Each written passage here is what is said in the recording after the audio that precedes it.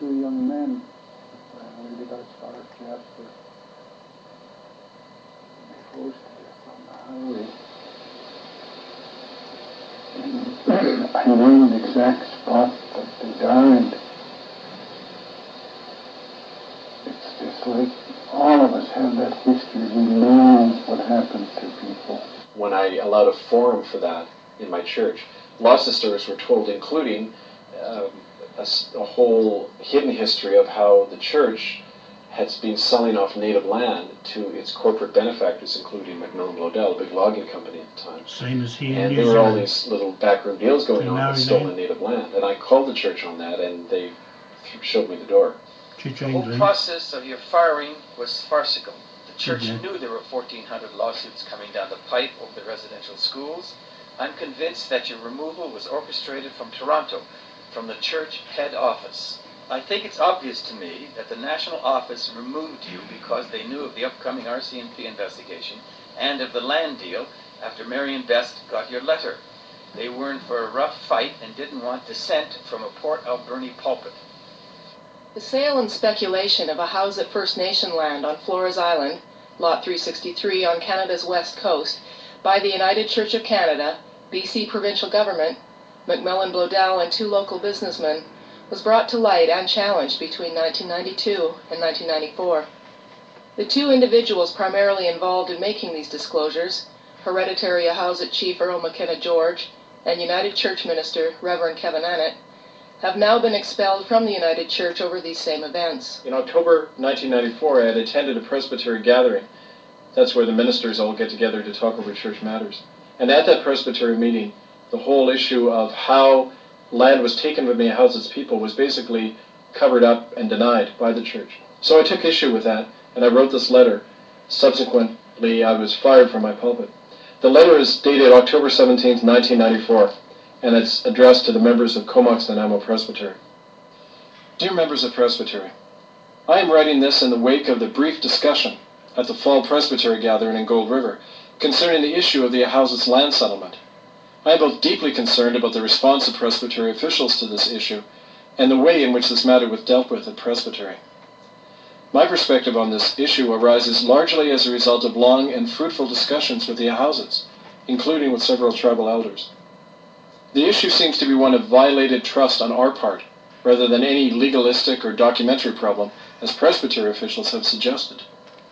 In a nutshell, native land was given to the Presbyterian and then United Church solely for the education and spiritual upkeep of the Ahousahts, in particular the young people. This land was subsequently sold by the church to a private white individual.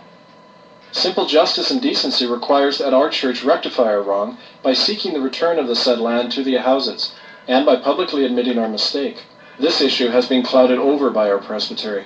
Some officials have claimed that the Ahousahts have created roadblocks to meeting or cannot produce appropriate legal documentation to show ownership of the land by the Ahousahts. Sadly, these are precisely the words and accusations that a colonial system has directed against Indigenous peoples ever since we took away their land.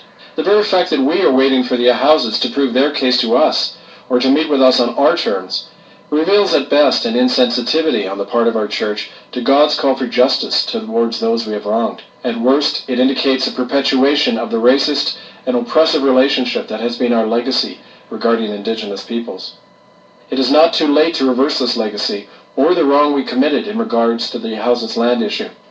Indeed, it is imperative that we do so soon if we are concerned at all about our credibility and integrity in the eyes of both the Indigenous peoples here and the wider public. If we do not clearly and publicly admit our wrong on this matter and seek actively to return the land in question to the Ahousahts people, I'll find it difficult to associate myself with the United Church on this issue. I urge Presbytery officials to meet immediately with the Ahousat elders on their terms and come to a mutually agreed resolution to this matter that upholds our paper position of supporting native land claims. Anything short of this will expose a dangerous gap between our words and our actions. Yours in Christ, Reverend Kevin McNamee. Oh, the fact that I was fired for pointing out that the church was selling off native land to its corporate buddy, the big logging company, Macmillan Bloedel, the fact that I wrote about that and was turfed so quickly out of the church is proof right there that, you know, the Achilles heel here is the issue of the land. How was it gotten? when you look into the mechanics of how the land was taken, it's out and out murder, mass murder. That's exactly what I feel, that there was genocide. The control was taken over when our people started to die through smallpox, and that was, we believe, was deliberately spread in our community. Smallpox was...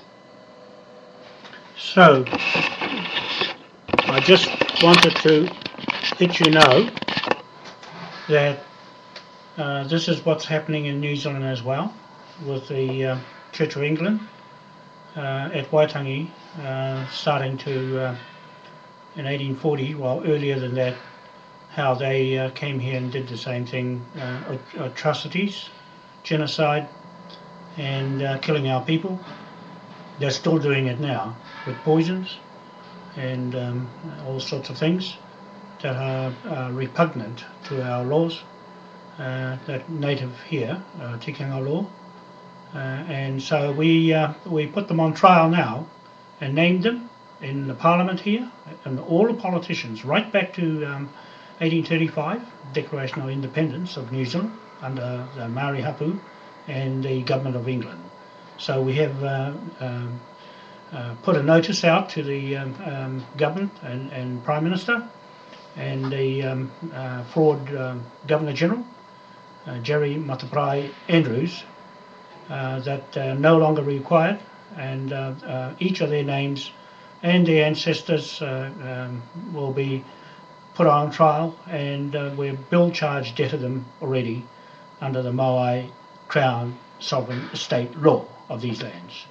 They have 21 days to rebut the affidavit that's on Facebook now, and right till the 17th of October 2011. And after that, it will be law. They can be extradited back to this country to face in the Supreme Court, straight to England, the government, their responsibility to what's happened here in this country, the same as what's happened to Canada, the American Indians there. So thank you very much, and we will see you soon again to continue with this project.